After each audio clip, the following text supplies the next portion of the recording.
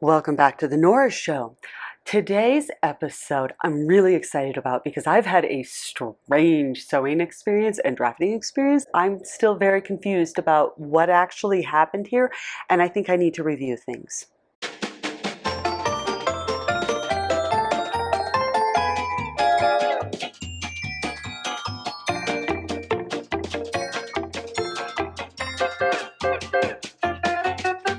In this episode, I'm going to do a couple of things. At the end of it, I'm going to do a burn test and prove to myself that this was linen. I'm also going to show how to insert a zipper. I'm going to try to do it on two pieces of random material so that I can maybe get the camera over it and show this a little bit better. But most importantly, I want to talk patterns. I drafted this pattern and I didn't do a muslin because I didn't think that it was going to be necessary because this looked so straightforward and simple. I kept looking at it going, this makes sense.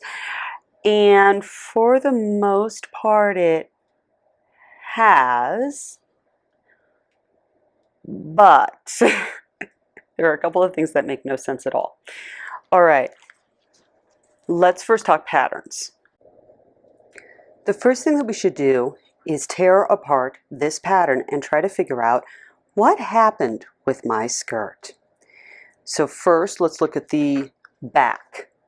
When we take a look at the back, you see this zigzag line in the middle. I'm going to show that right here.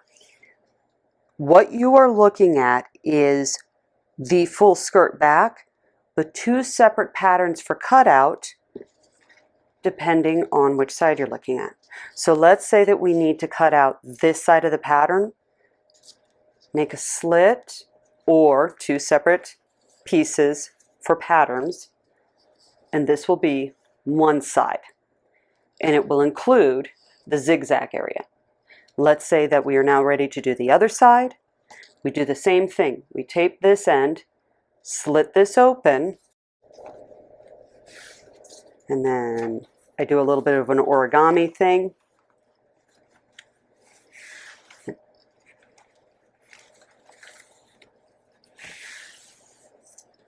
This will be the other side of the pattern. Do that up here too. Okay.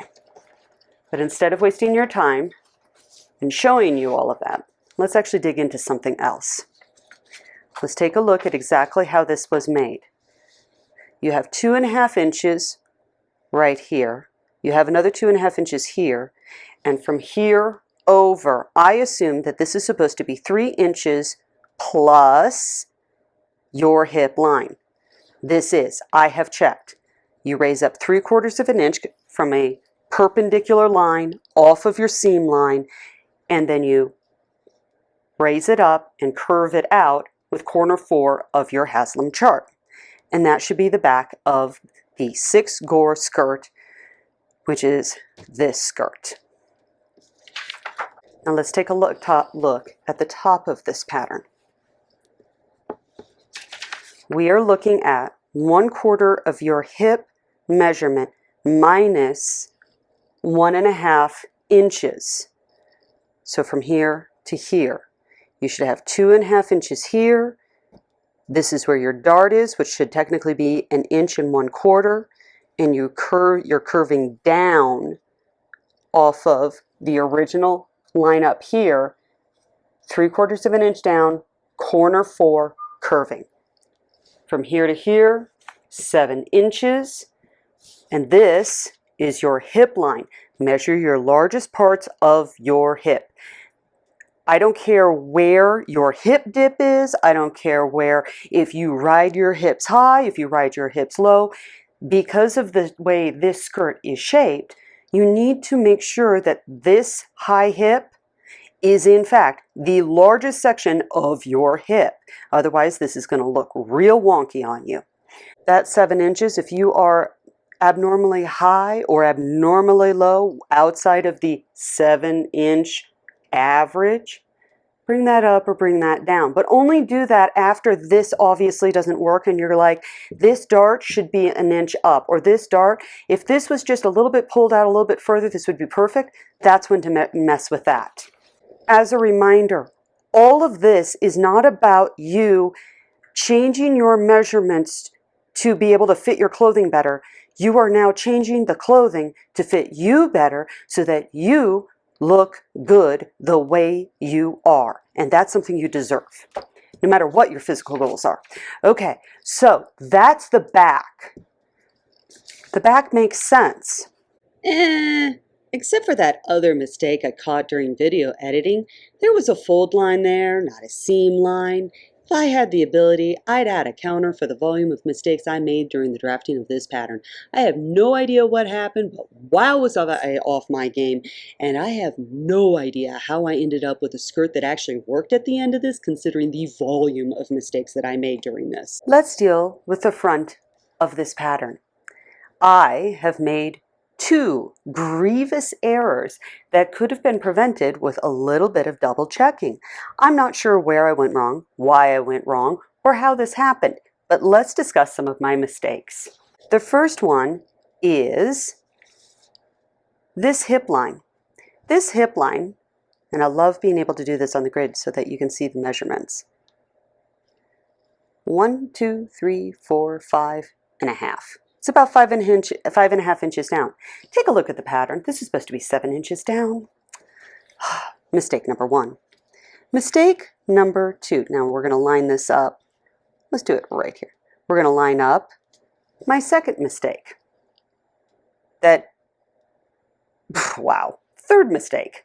This is supposed to have a 1/2 inch drop down and rounded out by corner 1.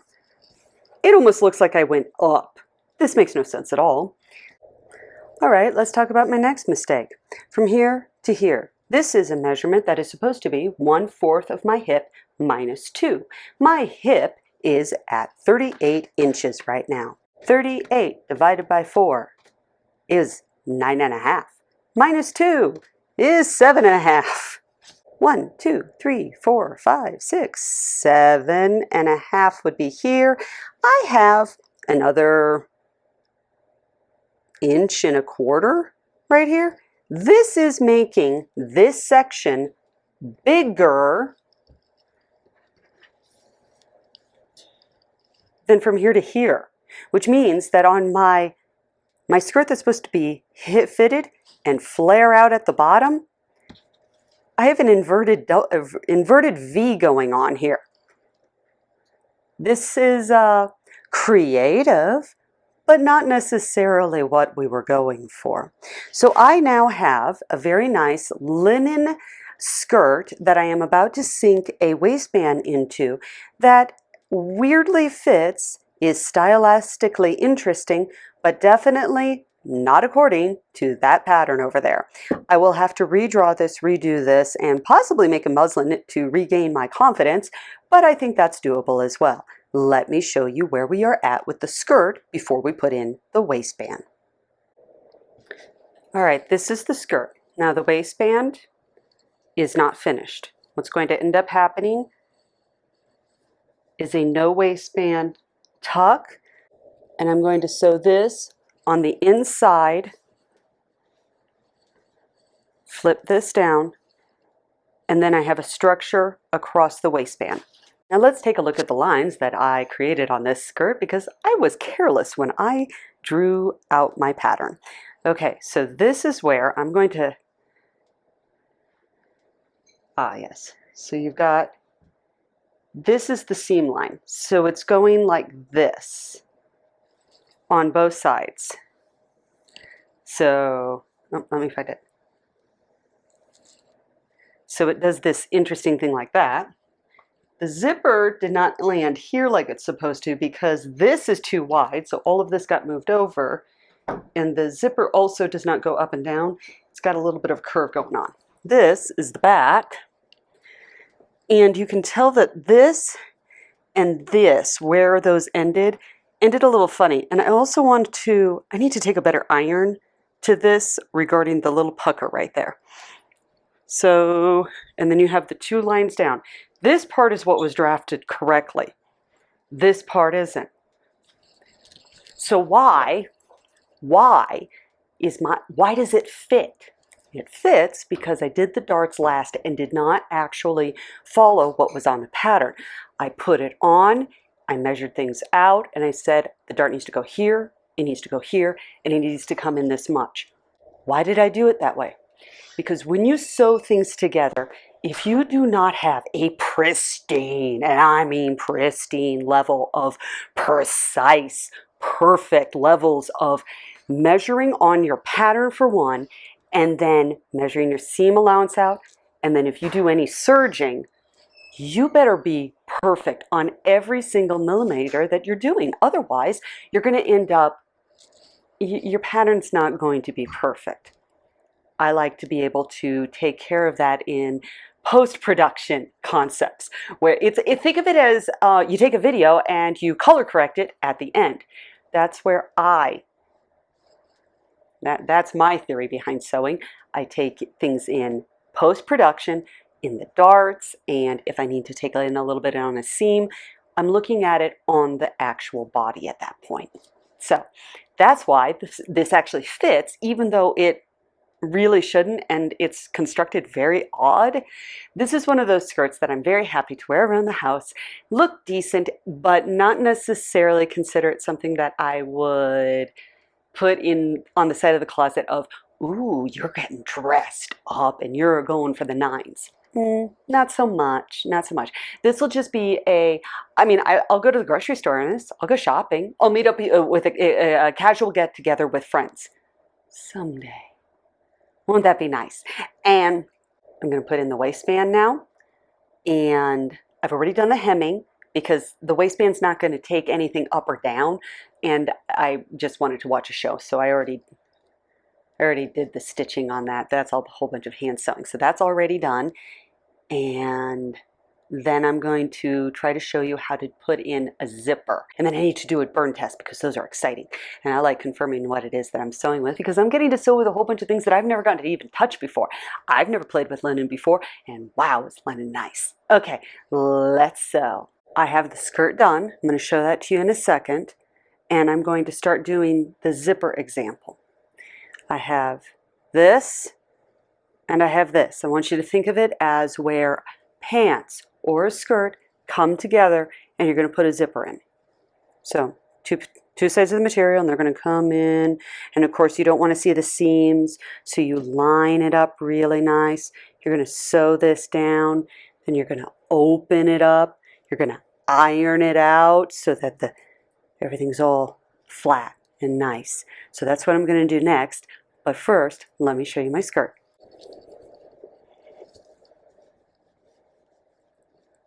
I have a clean waistband up here.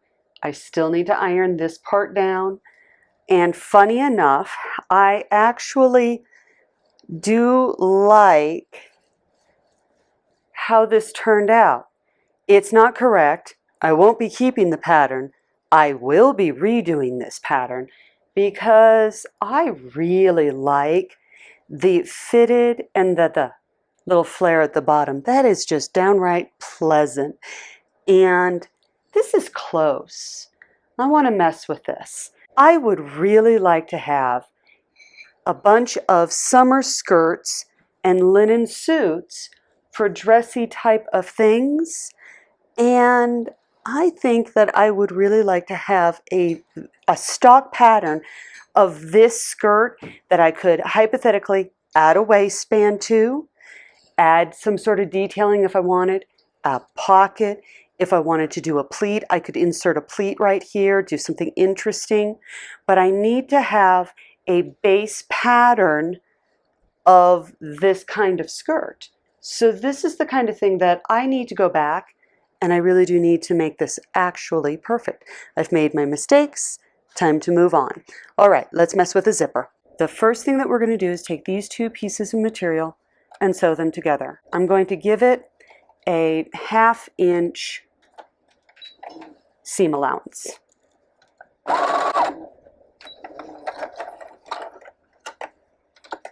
All right, the next thing I'm going to do is iron this open. So this is what it means by ironing it open. Hit it with an iron all the way down, flip it over, Make sure you don't have any bubbles or weirdness, and remember that you really want to make sure that you're ironing this so that the line is straight. If you start pulling things, that's exactly what it's going to look like when you put it on. Okay, everyone, I have sewn it, I have ironed it open. This is the outside of your skirt. This is the inside, and we want a zipper right here. I have a zipper foot on. I'm reducing my stitch length back down to a normal length from a nice basting stitch, because that's what you want along here so that it's easier to stitch rip out. Notice where this is. The pull tab needs to be on the outside of the skirt. The outside of the skirt is this side. So when you sew this in, it's going to be right here. And that needs to be on the inside. Line the teeth right along the line.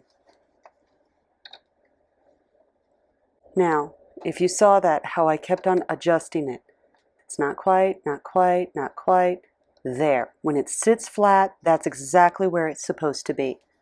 Let that guide tell you. Line the teeth back up, right along the line, foot down, back stitch, and go for it.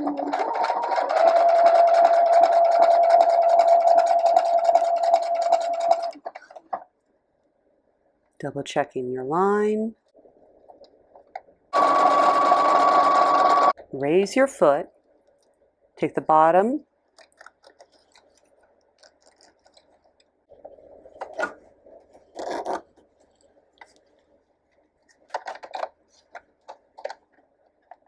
okay. It's now zipped all the way up.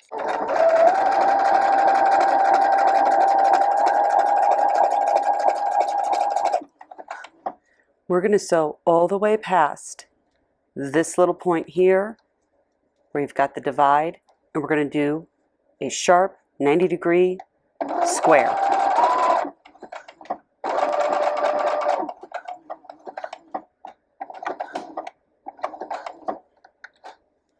Turn, line it up the best you can, eyeball it if necessary. Really avoid the metal.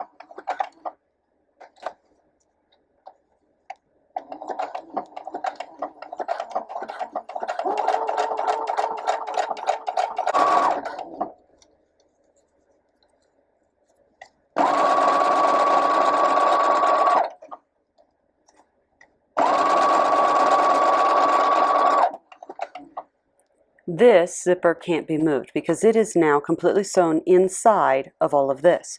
So I'm not going to be able to come up and finish it. That's not a problem. We can finish this at a later point.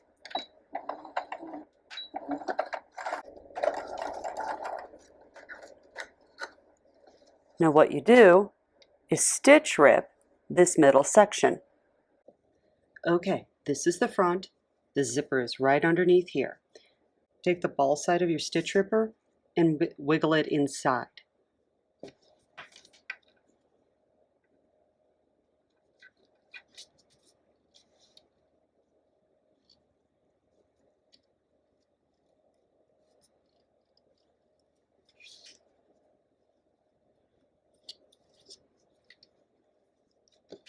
Feel for the zipper. You can see it right there. And remember that part of this isn't seamed all the way up. I'm going to actually split this all the way to the top. Okay, so you've got a little bit of a mess to clean up. That's okay. A lint roller can be helpful here. And there's your zipper. And it closes. This zipper is ancient. It's part of the reason why I chose it, and it had a little divot in there and it's sticking on that. Remember that whatever zipper that you have, if you're having trouble before it's in a skirt, you're going to have trouble afterwards. But as you can see, you can't see the zipper. It's closed. You have a little bit of a square at the bottom. You'll have to practice that to make it even. As you can see, I still have trouble with that. it looks like what I do is I swing out wide when I do this one, and that makes sense. Take a look at the inside. Always take a look at your sewing as you go along to see where it is that you need to improve. If I remember correctly, I did that on the skirt as well. So when it comes to this, this is where the waistband goes, or little hook and eyes. Give yourself plenty of room up here with the zipper and with your fabric so that you can do whatever it is that you're going to do. If this went all the way up to here, that might not be the best idea. All right, so that's that. Time for a fabric burn test.